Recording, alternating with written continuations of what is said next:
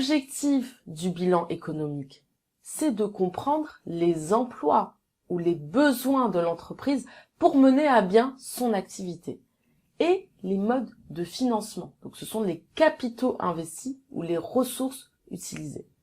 Donc l'analyse porte sur les ressources matérielles et non matérielles immobilisées par l'entreprise. Commençons par l'actif économique. Donc c'est les capitaux employés. C'est la somme des actifs immobilisés et du besoin en fonds de roulement. Donc l'actif immobilisé, c'est quoi? C'est tout simplement les investissements réalisés par l'entreprise moins l'amortissement et dépréciation. Le besoin en fonds de roulement, donc ça c'est une notion qui est très très importante en gestion financière.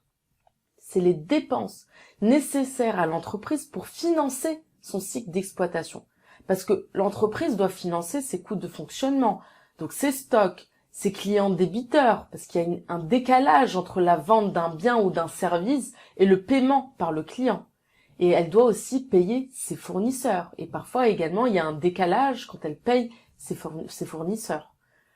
Comment est financé l'actif économique? Il est financé par les capitaux investis, donc les capitaux propres et l'endettement net de l'entreprise. C'est ce qu'on va voir tout de suite. Les capitaux investis, qu'est-ce que c'est? Vous savez que l'objectif de toute entreprise, c'est de réaliser des profits. Et pour cela, il faut vendre. Et pour vendre, il faut investir. Et on l'a vu que tout investissement a besoin d'être financé. Donc comment est-il financé? Déjà par les capitaux propres. Donc l'entreprise finance ses investissements par ses actionnaires ou avec les profits qu'elle a décidé de ne pas distribuer.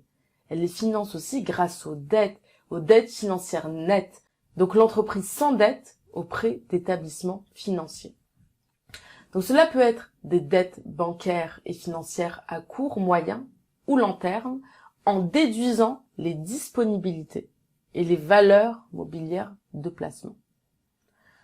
Contrairement au bilan comptable, on constate deux choses donc au niveau du bilan économique.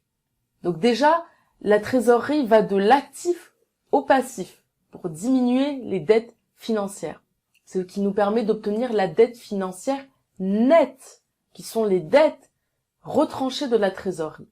Les dettes fournisseurs aussi qui vont du passif à l'actif et qui diminuent le BFR.